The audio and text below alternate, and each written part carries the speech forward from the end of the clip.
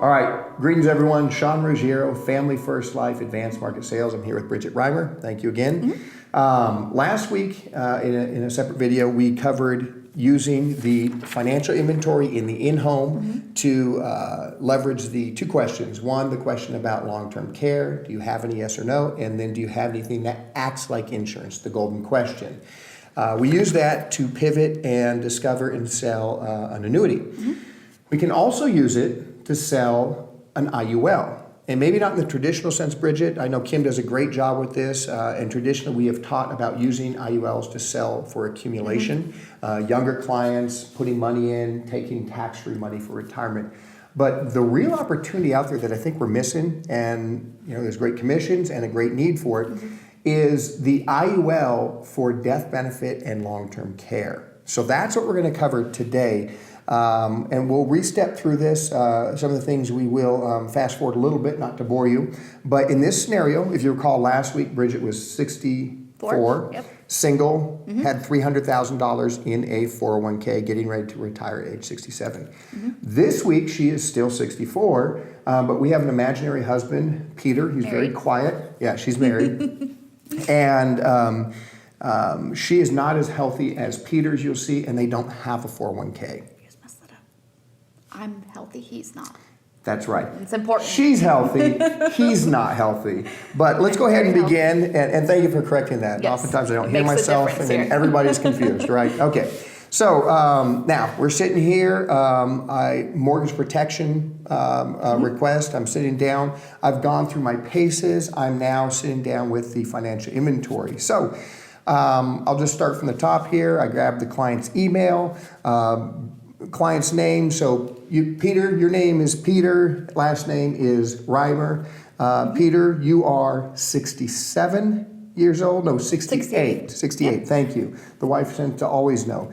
And then Bridget. 64. You're 64 years old. Great. And I have the address here as 1234 First Street. Correct. Yeah. Okay.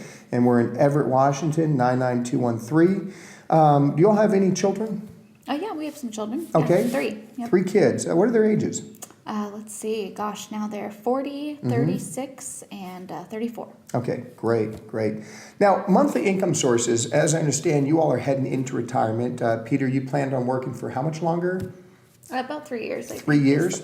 Okay. Yeah. And are you currently working? I am not. Yeah, I stayed home and raised the kids, and now I get to help with the grandkids. And yeah, well, that's a lot of work in itself. Yes, trust me, I know that firsthand.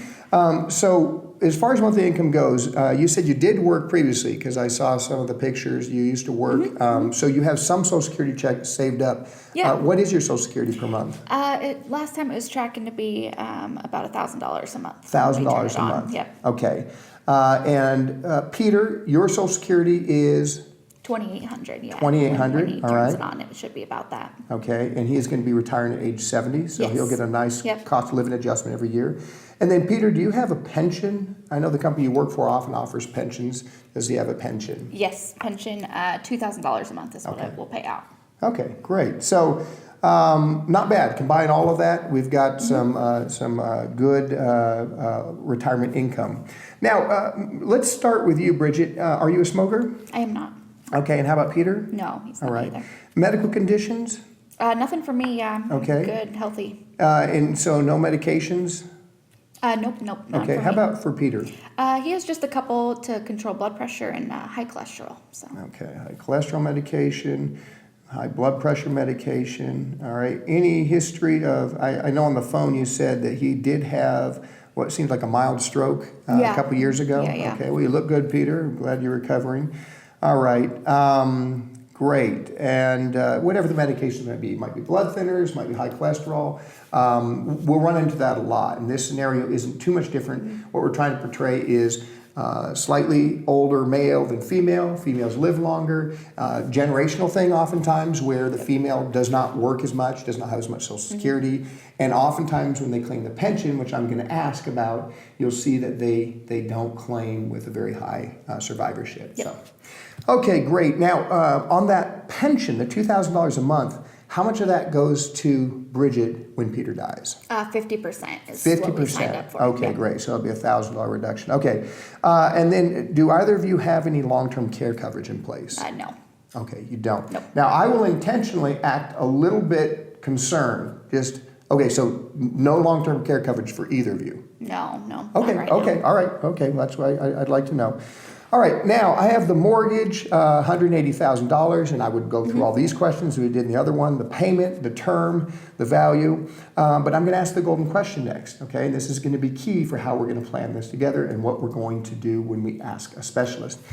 So Bridget, do you all have anything that acts like insurance, such as a 401k, a 403b, an annuity, something that if you were to pass, it's going to go probate free over to Peter or vice versa? No, because of the pension, we didn't do 401ks or anything like that. Okay, So all right. nothing. All right, okay, that makes sense. All right, and then I can go ahead and ask about Medicare Sup, Med Advantage. These are great things to sell more products and help people out. But what we're going to do now is we're going to segue and talk about the income gap and the lack of long-term care coverage. All right, so I would go ahead and proceed with the mortgage protection, sell the policy. Let's say it's an HMS, whatever it might be. I'm going to conclude my business that I'm there to conclude first. Then I'm going to transition. Now, we used this segue last time of, do you have anything that acts like insurance? Thank you. Thank you. Do you have anything that acts like insurance? Or, I'm sorry, we used the segue last time of how much can you afford to lose, Yep. right? So we were talking with someone who had, when they asked the golden question, they answered with, yes, I have a 401k. And how much of that do you want to lose? Well, I really would like to not lose any of it. And that's where we gave the understanding, guaranteeing growth and income for retirement. But this one's a little different. There is no 401k, there is no IRA, yet we have some deficiencies. There's two major deficiencies that we're looking at here. The income gap and the discrepancy of how long you'll probably live, and the fact that they have nothing to protect against long-term care. So if Peter's already had a stroke, if he's taking blood thinners, high cholesterol medication, again, maybe it's not major issues, but if we combine the longevity factors of Bridget versus Peter, and the fact that that income will be reduced by about $2,000 a month, let's call it $25,000 a year, that is a concern, and this is an opportunity for us to help out. So, getting back into this, great, thank you. We'll submit this off to the home underwriter to see if they accept our request for application, or request for approval. Now, real quick before I go, just to reiterate, you all don't currently have any sort of 401k, annuity, or IRA. No. And you have the pension, I understand that. Yeah, and that's great Yep. as long as Peter's alive. Correct. You also don't have any long-term care coverage. Now, my job as an agent is really to protect people in two ways, okay? That's to protect them with their human capital, right? And that's what life insurance is all about, but also their financial capital. And your financial capital, when Peter dies, is going to take a significant hit.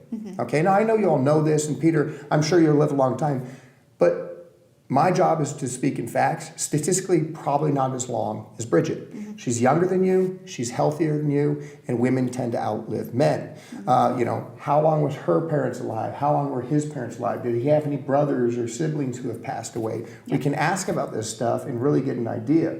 So if you're going to lose $24,000, $25,000 a year, later on in life, when inflation is eating away at our purchasing power, and you have nothing to insulate against long-term care, you might eat up a lot. You might have to mortgage a house to take care of Peter. What's that going to look like, and how can you prevent against it? So what I have here is the ability to offer a product, something called an IUL, Index Universal Life, which actually could help cover you in both ways. Now, I think something that's important is that you understand a bit about retirement, what's coming up, certain things like RMDs, Social Security, MedSup, those sorts of things can be very helpful. So I'm going to go ahead and give you this trifold, and what I'd like to do is you all take a quick read on that. I'm going to come back Tuesday, and I'm going to explain a little bit more about preparing for retirement, and also how we can take care of this potential income gap, as well as the long-term care issue. Because the reality is this: if you go apply for long-term care coverage, true long-term care coverage, right now, you might not be approved and it can be very expensive. Yeah, yeah. Right. We've looked at it before, and Yeah, it's too oftentimes my clients have. I'd say less than 2% of my clients have long-term Yeah. care coverage for those exact Didn't reasons. take it out soon enough. Yeah, exactly. So at this point, we're going to take our scenario and we're going to go to fflams.com or the CRM, it still resides there, and go to Ask a Specialist, check IUL, and submit the scenario. And then we'll meet you back here once we have our scenario. I am going to have my scenario and submit it to Ask a Specialist. So what I want to do is go to fflams.com. That's fflams.com. If you haven't registered, you can do so with your Athene or Americo agent ID and the last 4 digits of the phone number. There is a getting started guide, real handy and helpful. But in this case, I have registered. I'm going to go ahead and log in. So now we're going to go up here to Ask a Specialist. This is also available on a mobile version. I can go to either submitting an annuity, IUL, or an app for review. So if I've written an annuity or an IUL app and I want to have it reviewed for suitability, I highly recommend that. You can do that here. I can also download the PDF and use this in home and then submit. So it says you'll be back, you'll hear it back within 48 hours. It's normally as quick as 24 hours. So that's how we submit to Ask a Specialist. Hey Sean, thanks for your submission. As I can see, the scenario, Bridget will probably outlive Peter, and potentially by about 10 years. If we want to overcome the $25,000 a year, I'd recommend a $250,000 death benefit. I also recommend the Lifetime Foundation Elite from Global Atlantic. Rather than solving for the minimum death benefit and maximum cash accumulation, we want to do the opposite. We want to find the most affordable death benefit that's going to pay tax-free. You can see the return on premium invested is almost double, even if the client lives to age 88, which is not very likely based on the health conditions. All right, so this policy also has living benefits. So if this client is terminally ill or is confined, then they can borrow against the death benefit, so it protects them in lieu of having a true long-term care policy. Remember, if the premium is a little too high, we can reduce the death benefit down to $200,000 or $150,000. But based on what you told me, this seems like a really good solution. By the way, the target premium was over $10,000, so you get paid handsomely for helping these clients.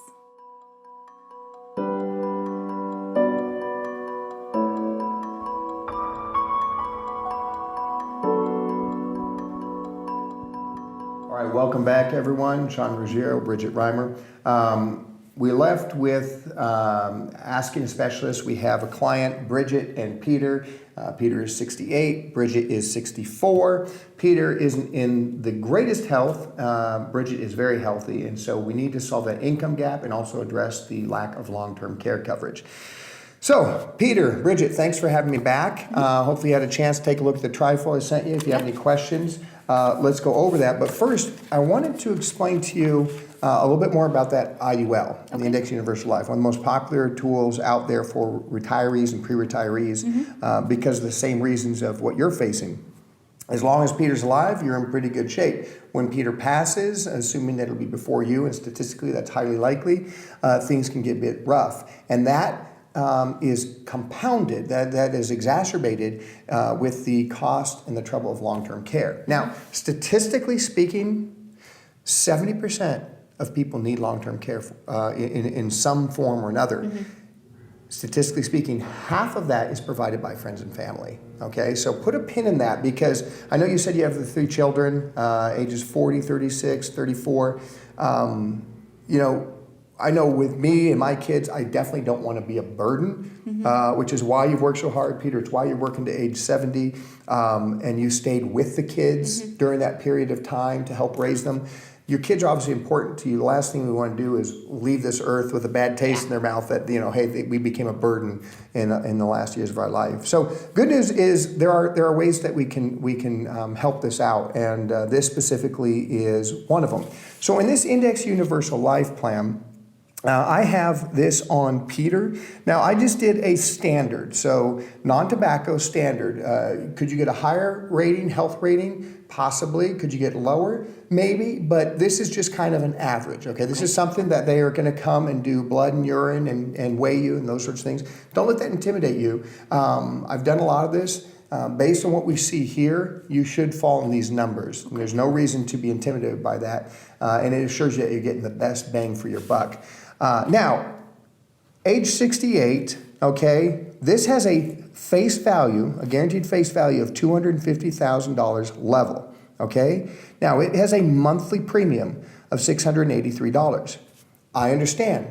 Based on what we have here, that might seem like a lot. Heck, that's over half of your current Social Security. But I'm going to show you why this makes a lot of sense and why we have to look at this as an option to take care of the things later on when we won't have any options, okay? So what this does here is as follows.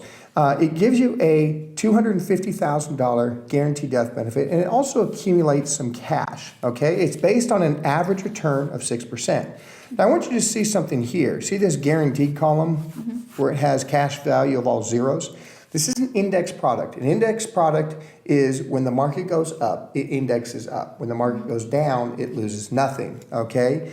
In order for this middle column, this guarantee to take place, the stock market, the S&P 500, would have to go down every month for every year for the rest of your life. So 2-3 decades. Yeah. It's on here because by law, you have to show what the guarantee is.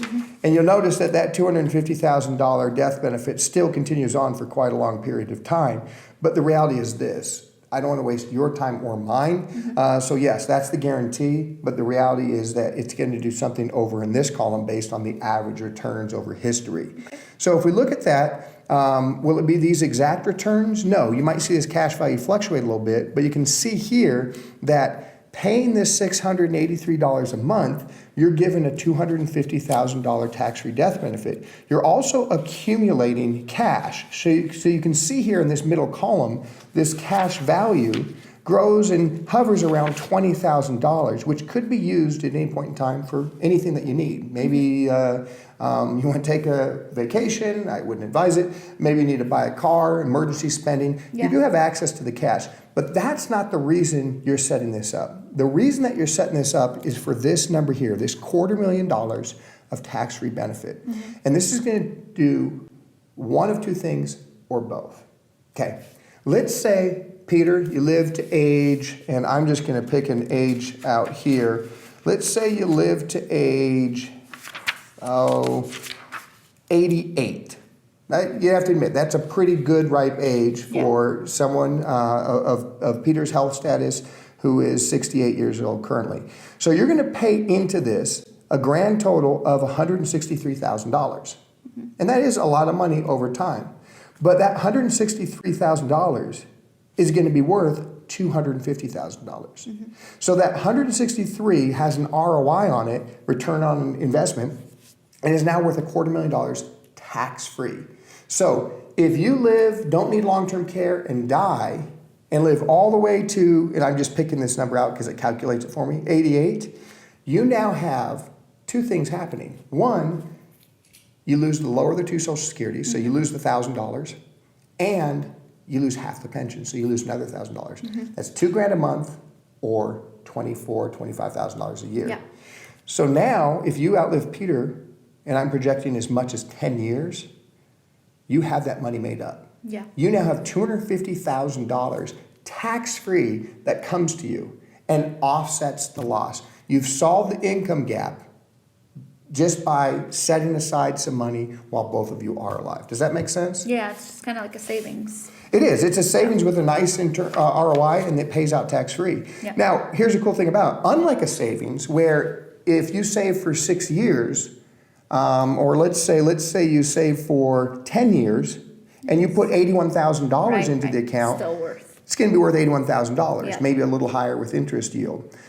But this is worth $250,000. Yeah. So Peter, if you aren't on this earth quite as long as another 2 full decades, it's still going to pay out $250,000. And in fact, your return on investment, not that we want Peter to die anytime early, your return on investment is even higher. Now let's look at another scenario or a combination of scenarios, long-term care. Okay, you don't have long-term care. It's really not feasible right now to go and get. Probably not affordable, and probably a situation where you might not be approved. So with the long-term care scenario, knowing that 70% of people need long-term care, you don't want to be a burden on you late in life, you don't want to be a burden on the kids, how are you going to take care of that? Well, here's a cool thing about this product. if you are critically ill, if you are terminally ill, you can access the death benefit, not even the cash. You can access the $250,000 ahead of time. So if he needs $50,000 every year for 2 years to offset long-term care, you can access it. You don't even have to have the cash value built up. You can access it off of the tax-free death benefit. And the cool thing is this, unlike traditional long-term care policies where you have to go to a facility and then get reimbursed, right? Where are you going to find that money? How's it going to look? Maybe you are having to bother with the kids. Maybe you are having to sell the house and hoping you can repay it.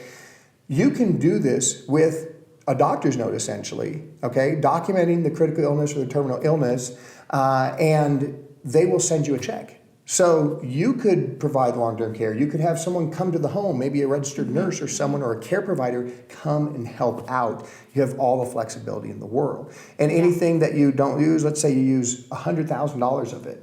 You're not having to sell the house. You're not having to bother the kids. You use $100,000 of it, and then he dies. The remaining $150,000 still passes to you. As long as we just keep up with those payments, right? As long as you keep up with the payments, yeah. But it's a nice predictable amount, and it's something that fits in the budget. Yeah. And then that's where I would go with it. So $683, that is a $10,000+ target premium. That's what you're paid off of. Okay, so that's a very healthy premium. Maybe they can afford that. Maybe they can afford $500 a month. But we have to talk about the value of it, and we have to discover it using the financial inventory, asking the long-term care question, and then do you have anything that acts like insurance? In this case, they did not have long-term care, which is going to be very normal, and they did not have a 401k, which is also very normal. Okay? Are we disrupting our mortgage protection sale or our final expense sale? Absolutely not. This is an add-on to address things that we didn't even talk about in that. We're talking about income gaps, we're talking about long-term care and how to protect against those. So hopefully this helps. If you have any questions, please email us at annuity@familyfirstlife.com, and we'll be able to help you out. If you have any scenarios that you want to run through, or if you need a copy of this financial inventory, let us know. Thank you.